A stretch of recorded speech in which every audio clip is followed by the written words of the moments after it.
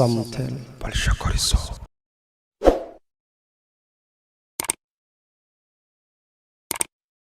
أولاً الله سبحانه وتعالى وما هذا السكله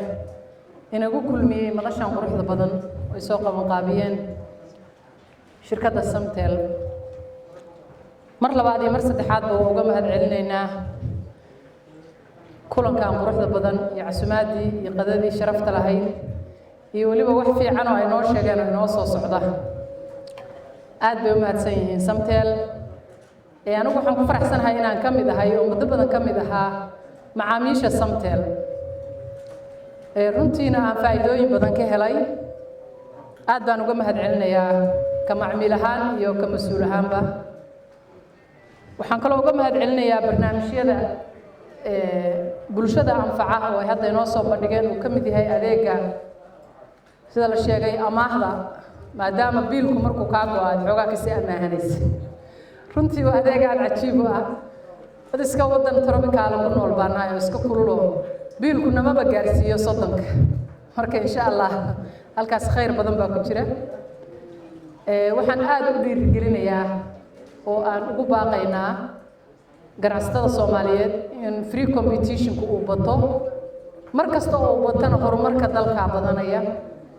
in lagu tartamo isgaarsiinta in lagu tartamo horumarka in lagu tartamo ganacsiga in lagu tartamo aqoonta mar walba oo bini aadanka waxa weeye competition koodu uu batana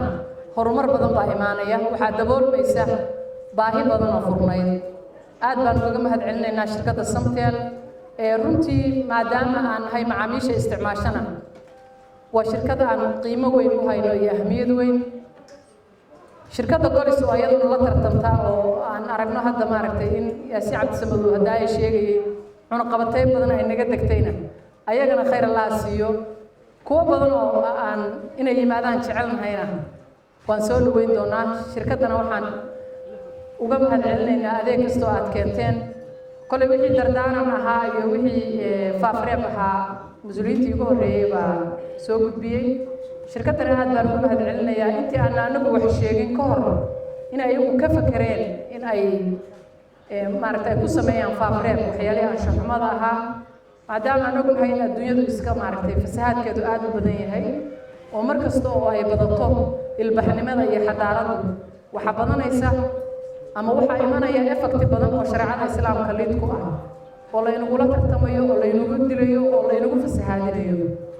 waana wax ka mid ah waxyaalaha horumarka lagu sameeyay ka aad u mahadsan yihiin mar labaad iyo mar saddexaad waxaan leeyahay Samtel aad u mahadsan tihiin shacabka oo Samtel waa wada isticmaalay haddana insha Allah si weyn oo ugu weyn baan u isticmaalaynaa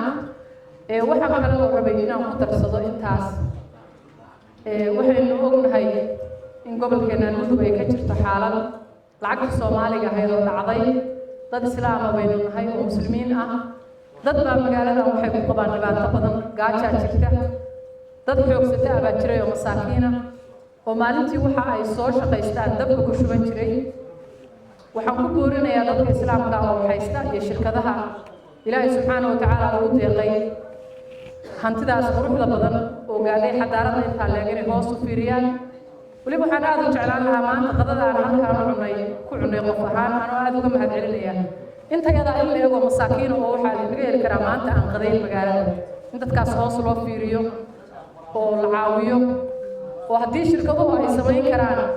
bal maalin in la qadaysiiyo dadka masaakiinta aad iyo aad loo mahadsantahay